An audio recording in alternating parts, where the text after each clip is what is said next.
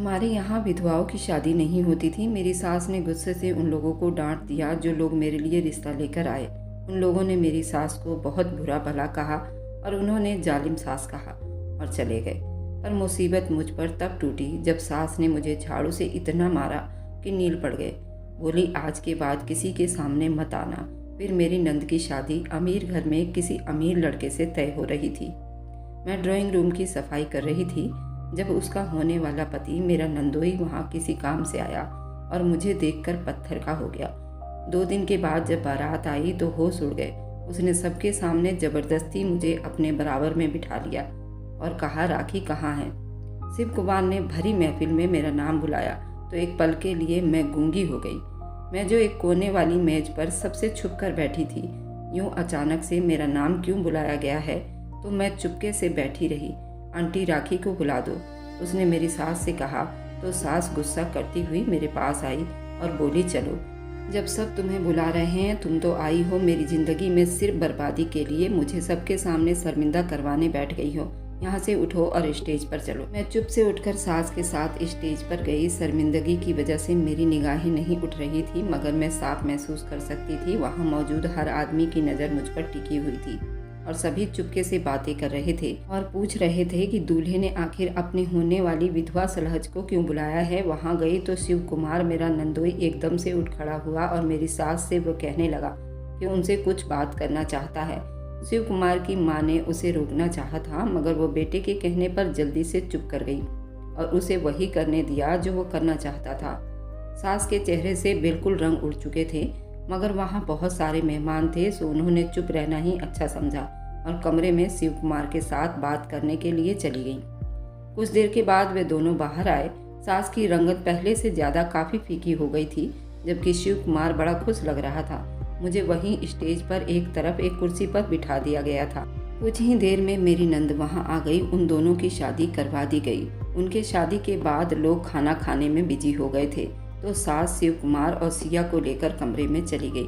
साथ ही उन्होंने मुझे भी कमरे में बुला लिया, जिस पर मुझे बहुत हैरानी हुई क्योंकि उन दोनों माँ बेटी ने कभी भी मुझे कुछ अहमियत नहीं दी थी और अब जैसे वो मुझे बुला कर ले गई थी मुझे बहुत अजीब लग रहा था। कमरे में जाकर सास ने जो बम फोड़ा था मेरे तो सोच से भी बिल्कुल अलग था। उनके हिसाब से सबके सामने सिया और शिव कुमार की शादी हो चुकी थी और विदाई के बाद अगले दिन, राखी तुम्हारी भी शिव कुमार के साथ शादी है। क्यों मम्मी? मगर मेरी शादी क्यों? तुम्हें जो कहा गया है वह सुनो। वे दोनों माँ बेटी के चेहरे बिल्कुल सुर्ख लाल हो रहे थे। उनकी आंखें बता रही थी बात कुछ और है, लेकिन जैसे ही ये शब्द निकले मेरे पैरों तले से जमीन निकल गई थी। आखिर सिया के शादी होने के बाद वह आदमी मुझसे शादी क्यों करना चाहता था? मुझे कुछ भी समझ नहीं आ रहा था। उस कमरे में शिव कुमार और मेरी नंद, उसके माँ बाप और सिया, वहाँ सभी लोग मौजूद थे और उन सब की मौजूदगी में सासू माँ मुझे कैसी बातें कर रही थी। सासू माँ ने गुस्से से मुझे देखा। इससे पहले कुछ और बोलती शिव कुमार अपना गला खखार कर बोला, ये सब कुछ हमारी इच्छा पर हो रही है। हमने ही ये सब कुछ कहा है। तुम बिना वजह परेशान मत हो और खुश हो जाओ। आपकी नंद के साथ आपका भी तो घर बस रहा है। बाकी अब मेरा ख्याल है हमें बाहर जाकर बैठना चाहिए। ऐसा ना हो कि लोग कुछ और ही समझ बैठे। ये कहकर एक्सक्यूज मी कहता हुआ वहाँ से बाहर चला गया। पीछे उसके माँ बाप भी कमरे से बाहर चले गए। जब मैंने सर उठाकर माँ और सिया को देखा तो दोनों ही घबराई हुई नज़रों से मुझे देख रहे थे। सिया की हालत ऐसी थी अभी इसी वक्त वह रो देगी, मगर बड़े सब्र से खड़ी थी। ये सारा तमाशा देख रही थी। माँ भी गुस्से की नज़रों से वहाँ से बाहर चली गई। दफा हो जा मेरी नज़रों के सामने से, सिया ने दबे दबे शब्दों में चीख कर कहा तो मैं तेजी से बाहर को भाग आई, कहीं वह सचमुच मेरी जान ही ना ले ले। बाहर आते ही मैं अपने कमरे में आ गई। अंदर से दरवाज़ा बंद कर लिया। मेरा पूरा बदन काँप रहा था। समझ नहीं आ रहा था ये सब क्यों हो रहा है और इतनी अचानक से मेरी सास कैसे अपनी बेटी के पति के साथ मेरी शादी करने को राजी हो गई थी। मुझे 2 दिन पहले वाला किस्सा याद आया जब मैं अपने ध्यान में ड्राइंग रूम की सफाई कर रही थी। मेरी सास और नंद ने घर का सारा काम मुझसे ही करवाया था। सिर्फ बर्तन धोने के लिए एक काम करने वाली औरत को रखा गया था। इससे पहले भी घर की सफाई सब कुछ मैं अकेले ही करती थी।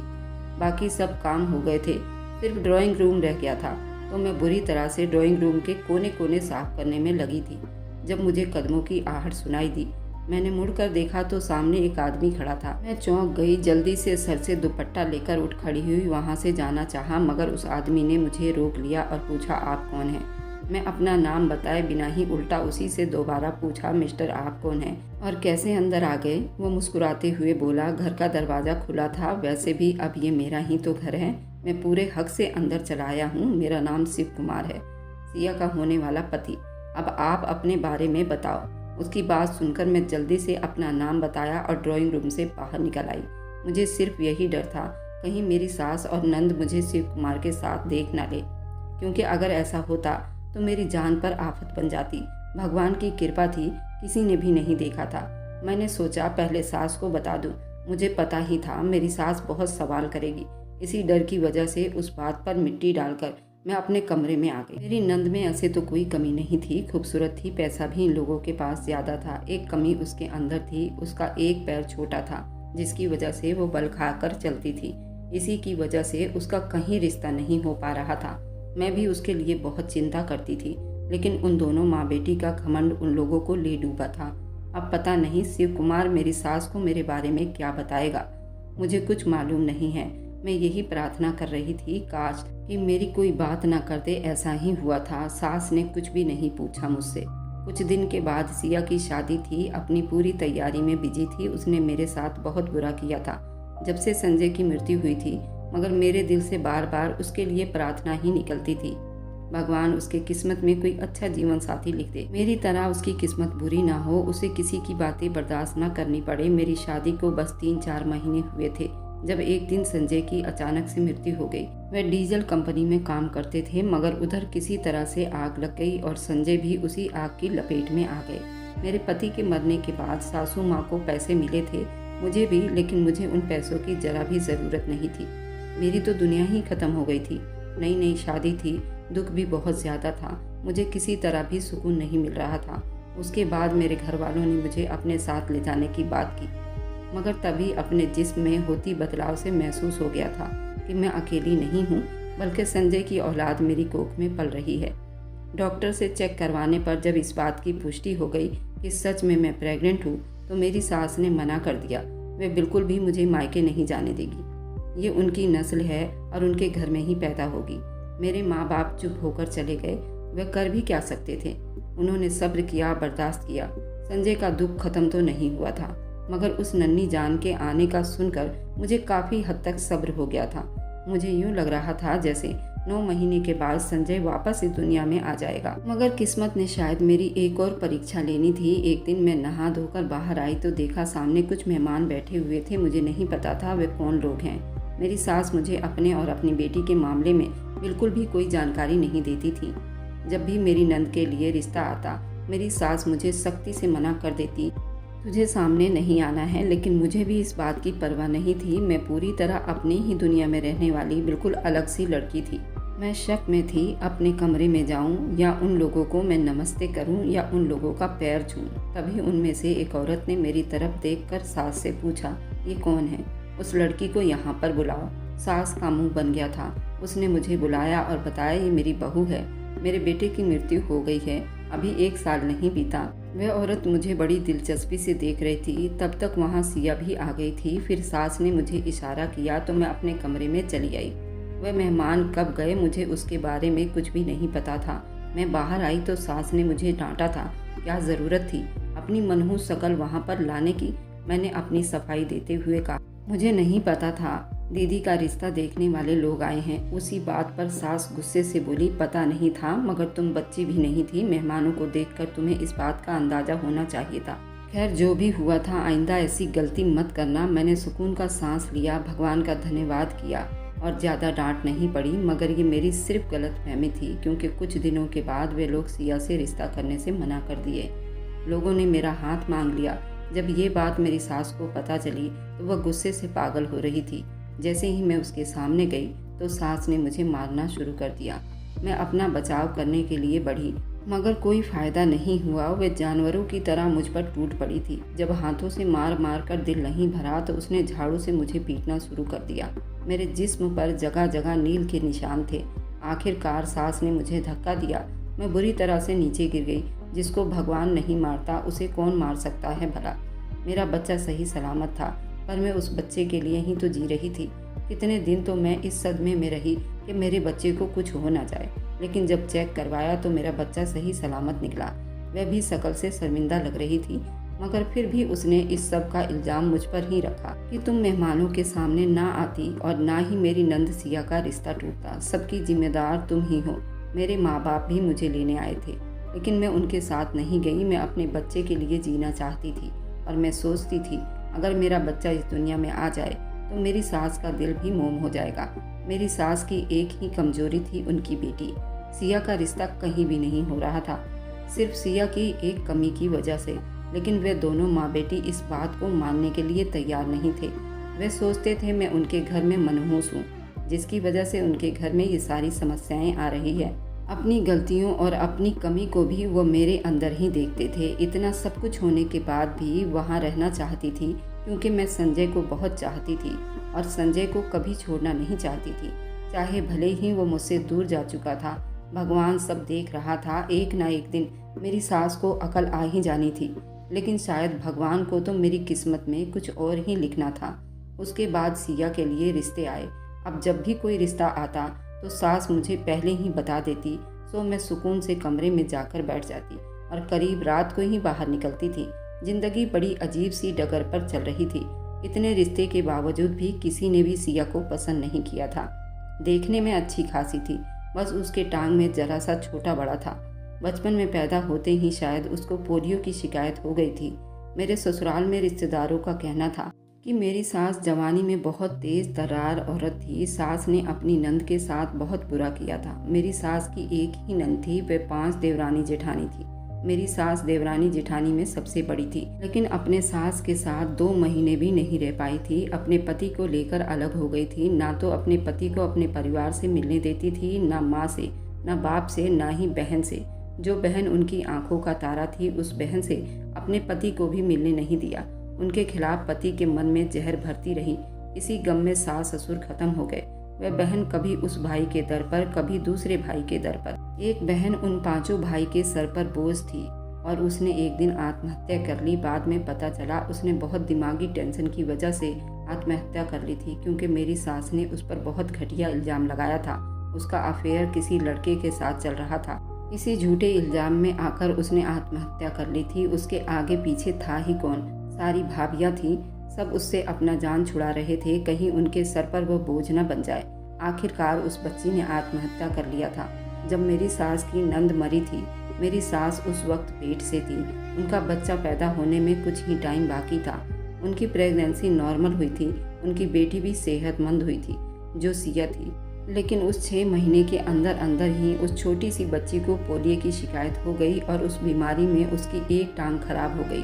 उनके रिश्तेदार में सब कहते हैं कि मेरी सास की नंद की बद्दुआ उन्हें लगी थी। संजय भी भरी जवानी में मुझे विधवा कर गया था। लोगों के मुंह से सुनी हुई बातें मुझे अब सच लगने लगी थी कि मेरी सास के कर्मों की ही सजा उन्हें मिल रही है। लेकिन सास की सजा में मैं भी शामिल थी। भगवान मुझसे भी परीक्षाएं ले रहा था। जब शिव कुमार का रिश्ता आया तो सास बहुत ज़्यादा डरी हुई थी कि वे लोग बहुत ही अमीर हैं। अगर उन्होंने सिया से रिश्ता करने से मना किया तो फिर क्या करेंगी?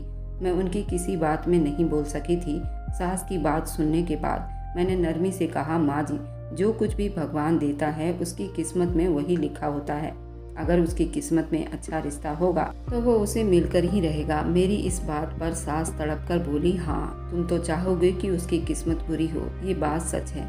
अगर ऐसा इंसान जो किसी के लिए अच्छा नहीं सोचता तो वह सामने वाले पर भी कभी भरोसा नहीं करता कि वह भी कभी मेरे लिए अच्छाई हो सकता है। उसे सामने वाला हमेशा बुरा ही नजर आता है, क्योंकि वह अपनी बुराई सामने वाले में देखता है। और इसी वजह से उनकी बेटी के साथ ये सब हो रहा था।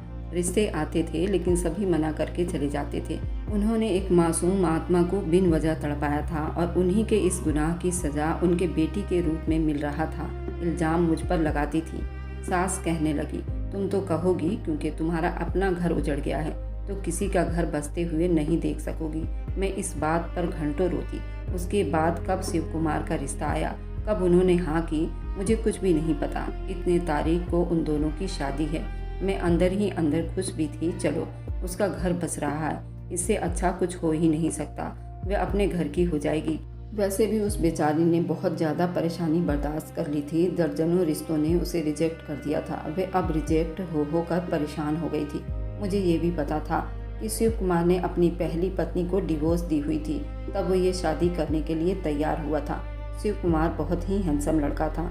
उसका डिवोर्स क्यों हुआ था मुझे नहीं मालूम था। सुनने में आया था कि शादी 1 महीना भी नहीं चल पाई थी और शिव कुमार से वह लड़की डिवोर्स लेकर जा चुकी थी। आखिर उस लड़की में कमी थी या फिर शिव कुमार में? इस राज से पर्दा नहीं उठा था। इतनी कमी होने के बावजूद भी वह सिया से शादी करने के लिए राजी क्यों हुआ था?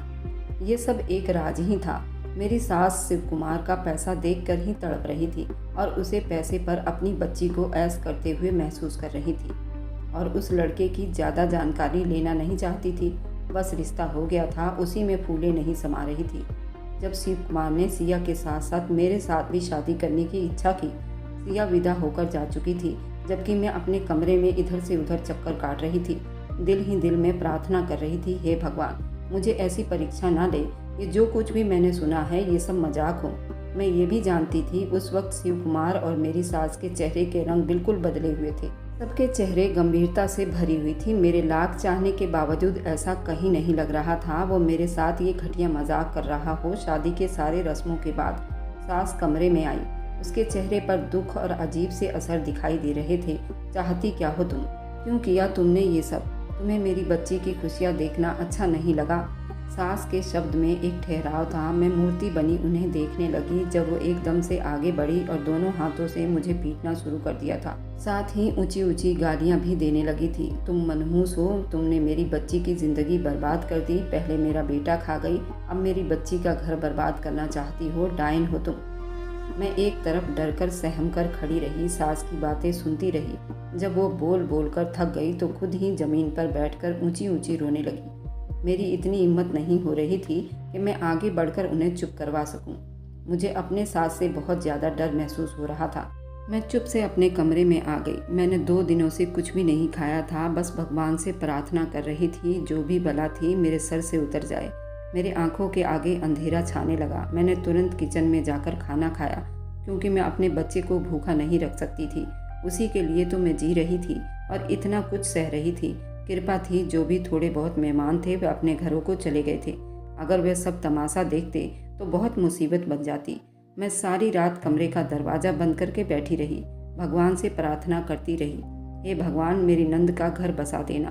शिव कुमार का दिल बदल जाए, वह मुझसे शादी करने से मना कर दे और मेरी नंद को खुश रखे। मेरी सास बराबर अपने सीने पर हाथ मार रही थी और प्रार्थना कर रही थी।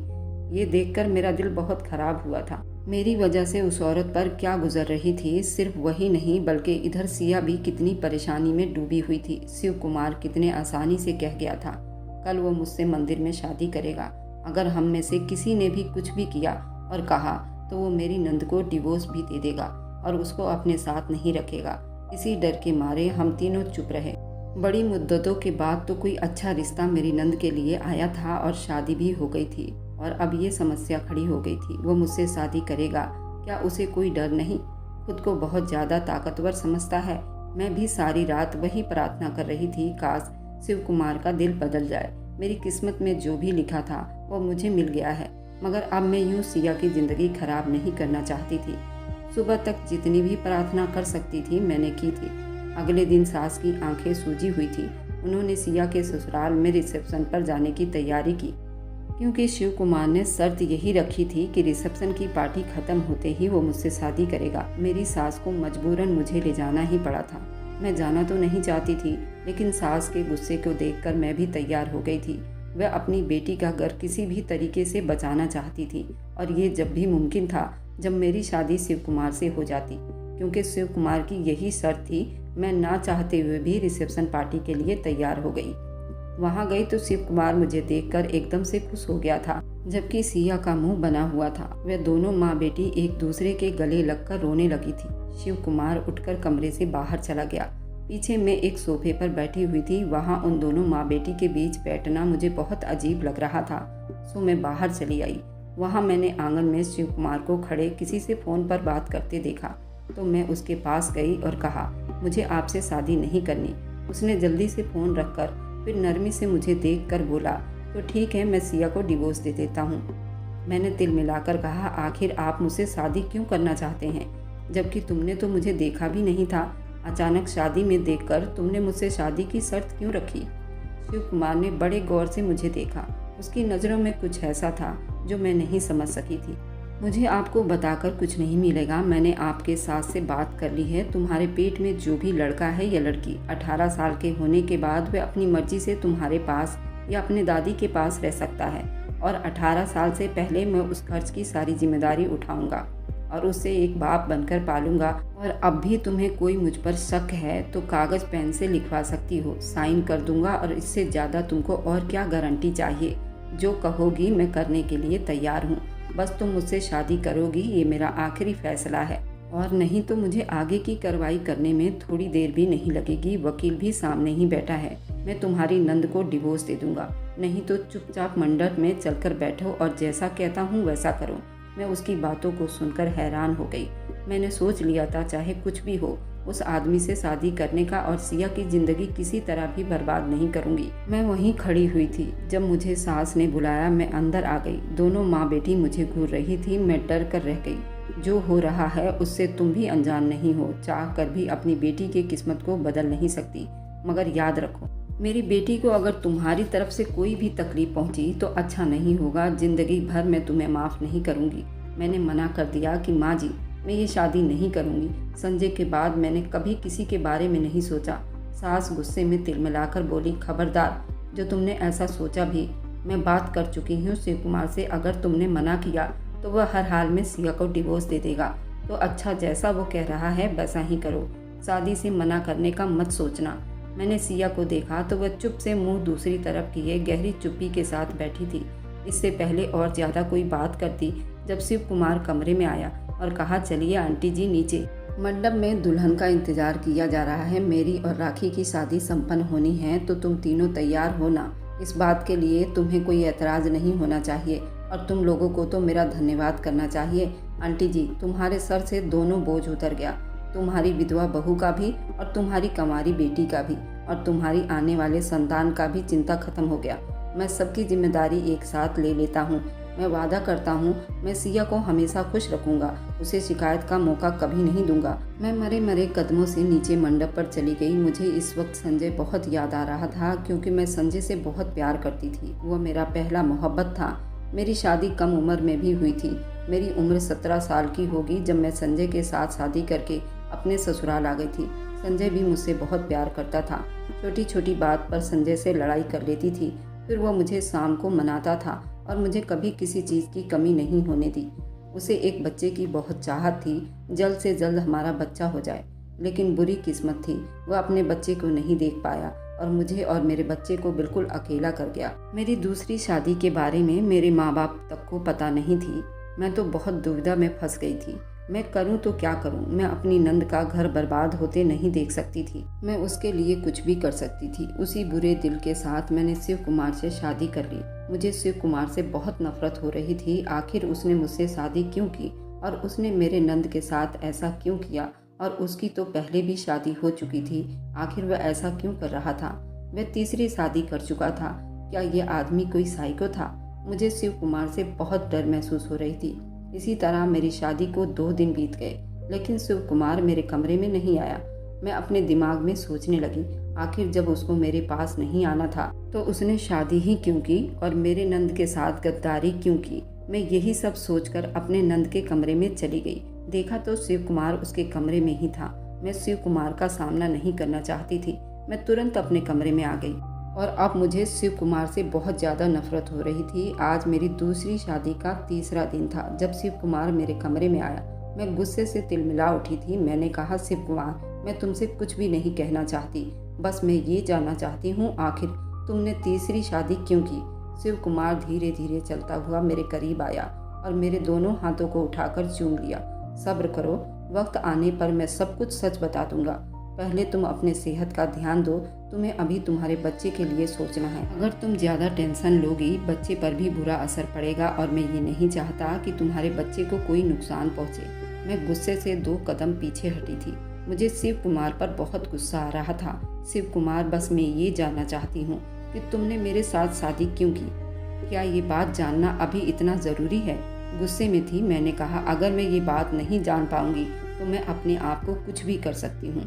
उसने तुरंत मेरे होठों पर अपना हाथ रखा। आज तो तुमने ये कह दिया, लेकिन आज के बाद मैं ये शब्द नहीं सुनना चाहता। तुम्हें पता है मैंने तुम्हें कहाँ कहाँ ढूंढा है, और मेरी तलाश जब खत्म हुई जब मैं तुम्हें उस दिन ड्राइंग रूम में पहली बार देखा था, और जो कुछ भी तुमने मेरी पहली पत्नी के बारे में सुना है, मैं आज उस हकीकत के बारे में तुम्हें बता देना चाहता हूँ। मैं अपनी पहली शादी अपनी माँ की पसंद से की थी, क्योंकि वो मेरी माँ की सहेली की बेटी थी। मैं उसे बचपन से जानता था। जब भी वो मेरे घर आती थी मैं उसे देखता था, लेकिन मैंने कभी उस नज़र से उसे नहीं देखा। मेरी माँ को वो लड़की बहुत पसंद थी। मेरी आंटी भी यही चाहती थी कि उसकी शादी मुझसे हो जाए। मैं उन दोनों के दबाव में आकर उस लड़की से शादी कर ली, लेकिन उस लड़की के दिल में क्या था उसने भी अपने माँ बाप से नहीं बताया था। वह लड़की भी मुझसे शादी नहीं करना चाहती थी, क्योंकि वह किसी और से मोहब्बत करती थी। लेकिन शादी ज़बरदस्ती हो गई थी, और वह शादी के रात ही अपने बारे में सब कुछ बता चुकी थी। वह मुझसे डिवोर्स लेना चाहती थी। उसे अपने आशिक के साथ ही शादी करनी थी। मैंने भी शादी के रात ही वादा कर लिया कि मैं तुम्हें डिवोर्स दे दूंगा। जब उसकी माँ लेने आई तो वह दोबारा मेरे घर नहीं आई, और मैंने उसको डिवोर्स भी दे दिया, क्योंकि मैंने वादा किया था कि मैं तुम्हें डिवोर्स दे दूंगा। इस तरह हम दोनों का डिवोर्स हो गया था, और वह अपने आशिक के साथ अपना घर बसाकर अपनी नई जिंदगी में मगन हो गई थी। तो बताओ मेरी क्या गलती थी इसमें? अब मेरी माँ मुझे बहुत शर्मिंदा रहने लगी थी। फिर माँ ने कई साल के बाद मेरा रिश्ता फिर से ढूंढना शुरू कर दिया था, और उस दिन जब मैंने तुम्हें अस्पताल में देखा तो मैं मचल उठा था। मैं तुमसे बात करना चाहता था, लेकिन तुम बहुत परेशान लग रही थी। तुम्हारा चेहरा सूजा हुआ था, तुम्हारी आंखें भीगी हुई थी, तुम्हारे शरीर पर जगह जगह नील पड़े हुए थे, क्योंकि मैं उसी अस्पताल में हड्डियों का डॉक्टर था। जब तुम डॉक्टरनी से अपने जख्मों को चेक करा रही थी तो मैं तुम्हारे लिए तड़प उठा था। मेरी तलाश खत्म हो गई थी, तुम मुझे मिल चुकी थी। उस दिन मैंने तुम्हारे बारे में सब जानकारी ले ली थी, और उसी दिन मैंने बहाने से माँ को उस घर में तुम्हारी नंद का रिश्ता लेने के लिए भेज दिया था, क्योंकि मैं तुम्हारे बारे में एकदम बारीकी से खोज कर ली थी। पता चला तुम विधवा हो गई हो और तुम प्रेग्नेंट हो, और तुम्हारी नंद का रिश्ता कहीं नहीं हो रहा, क्योंकि उसकी एक टांग छोटी है। उसी दिन मैंने सिया को पसंद किया और तुम तक पहुंचने की कोशिश की।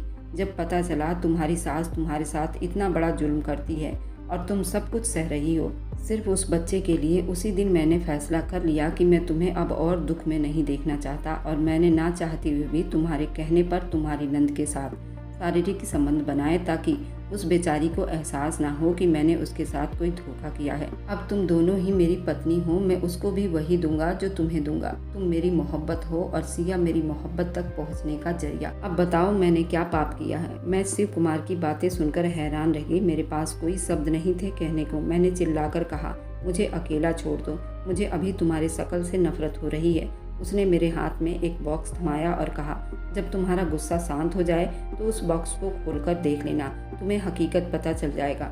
शिव कुमार तो मेरे कमरे से चला गया था, लेकिन मैं सच जानने के लिए अपनी नंद के कमरे में गई थी।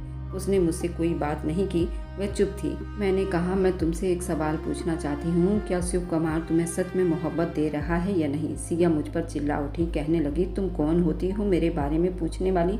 पहले तो मेरे पति को छीन लिया, फिर मेरे जले पर नमक छिड़कने आई हो। मैं उसका दुख समझ सकती थी। मैं चुपचाप अपने कमरे में आ गई। शिव कुमार कहीं से भी गलत नहीं दिखाई दे रहा था, क्योंकि इस बारे में मैंने शिव कुमार की माँ से भी जानकारी ली थी। उन्होंने वही कुछ बताया जो शिव कुमार बता रहा था। उसकी माँ ने बताया वह तुम्हें कुंवारेपन से ही प्यार करता था और तुम्हें कहाँ कहाँ नहीं ढूंढा, लेकिन तुम उसे कहीं नहीं मिली, और जब उसे मिली तो तुम विधवा हो चुकी थी और इतने बुरे हालत में थी। तुम्हें सहारा देने के लिए उसने ये कदम उठाया है। अब चाहे तुम उसको जो भी मर्जी सजा दो, वह सारे स्वीकार करने को तैयार है। मैंने जाकर उस डब्बे को खोला जो परसों रात शिव कुमार मुझे दे गया था। उसमें से एक एल्बम निकली। उसे देखते ही मुझे सब कुछ याद आ गया था। शिव कुमार बचपन से लेकर 8वीं क्लास तक मेरे स्कूल में ही पढ़ा था। फिर उसके पापा की पोस्टिंग दूसरे इलाके में हो गई। वह स्कूल छोड़कर जा चुका था। वो मुझे मन ही मन मोहब्बत करने लगा था, लेकिन उस वक्त मुझे मोहब्बत की समझ नहीं थी, और जब मुझे मोहब्बत की समझ आई तो मेरी शादी हो गई थी और मैं संजय के साथ बहुत खुश थी। शिव कुमार मेरी बहुत परवाह करता था। वह बचपन से ही मुझे हमेशा खुश देखना चाहता था। वो मेरा स्कूल का सारा होमवर्क कर देता था। वो हमेशा मेरे लिए लंच लेकर आता था। लेकिन जब वो टीनेज में आया, स्कूल छोड़कर जा चुका था। मैं भी 12वीं के बाद पढ़ाई छोड़ दी थी। मम्मी पापा ने मेरी शादी संजय के साथ करवा दी थी। शिव कुमार के नौकरी लगने के बाद उसने मेरी तलाश की थी, वो मुझसे शादी कर ले, लेकिन उसको मैं ना मिली थी। और जब मैं उसको मिली तो इतने बुरे हालत में थी। उसने तुरंत फैसला कर लिया था कि मैं किसी भी हद तक चला जाऊंगा, तुम्हें बचा कर रहूंगा। मैं शिव कुमार के गले लग गई। मैं उससे माफ़ी मांगने लगी थी। जो भी हुआ अनजाने में हुआ, तुम गलत नहीं हो, पर मेरी भी एक शर्त है, तुम सिया के साथ कभी गद्दारी नहीं करोगे, क्योंकि सिया की वजह से ही तुम मुझ तक पहुंच पाए हो और आज मैं तुम्हारे साथ हूं, तो तुम कभी भी सिया के साथ गद्दारी मत करना। मैंने शिव कुमार को माफ़ कर दिया। शिव कुमार तुम मुझसे टूटकर मोहब्बत करता था। शिव कुमार हफ्ते में 1-2 बार मेरे कमरे में आ जाता था, लेकिन उसके 1 घंटे की मोहब्बत ही मैं कितने जन्म जी लेती थी, क्योंकि वो मुझे बेइंतहा मोहब्बत करता था। सिया मुझसे कभी आमना सामना नहीं करती थी, वो मुझसे हमेशा सौतन की तरह ही करती थी। सिया 2 महीने के बाद ही प्रेग्नेंट हो गई थी और मैंने भी एक बेटे को जन्म दिया था। मेरा बेटा हूबहू संजय की तरह था। अब मेरी पहली सास मुझे बेटी मानने लगी थी और अपने पोते को देखकर वो फूले नहीं समा रही थी। शिव कुमार ने मेरे प्रेगनेंसी के टाइम ही मेरी पहली सास को बुला लिया था। उसने मेरी दिन रात सेवा की। मैंने उसकी सारी जुल्मों को भुला दिया। वो मुझे माँ से बढ़कर मानने लगी, क्योंकि उसका बेटा लौट आया था और उसे देखकर वे हवाओं में उड़ने लगी थी। संजय ने एक दिन मुझे दबी दबी शब्दों में कहा, राखी, अगर तुम बुरा ना मानो तो एक बूढ़ी माँ को उसका बेटा लौटा दो। मैंने भी इस बारे में बहुत गंभीरता से सोचा। मेरी पहली सास ने अपने पोते का नाम संजय ही रखा था। इधर सिया ने भी चांसी बेटी को जन्म दिया था। वह मेरे बेटे संजय से बहुत जला करती थी और सिया अपनी माँ से भी सीधे मुंह बात नहीं करती थी। सिया ने कभी अपनी बेटी को मुझे गोद में नहीं दिया था। वो मुझे देखकर ही मुझसे खार खाती थी, लेकिन मैंने उसे हमेशा इग्नोर किया था। जब शिव कुमार ही मुझसे इतना मोहब्बत करता था तो मुझे सिया की परवाह नहीं थी। बस मुझे सिया को खुश देखना था। उसके बाद मैंने शिव कुमार के बेटे को भी जन्म दिया था और वह हूबहू बिल्कुल शिव कुमार जैसा था। सिया मेरे बेटे को देखकर जल भुनकर राख हो गई, क्योंकि उसने एक बेटी को जन्म दिया था और मैंने एक बेटे को। सिया की बेटी मेरे बेटे से 3 साल बड़ी थी, लेकिन उसने अपनी बेटी को मेरे आसपास भी भटकने ना दिया था। सिया की बेटी भी बिल्कुल शिव कुमार के जैसे ही थी।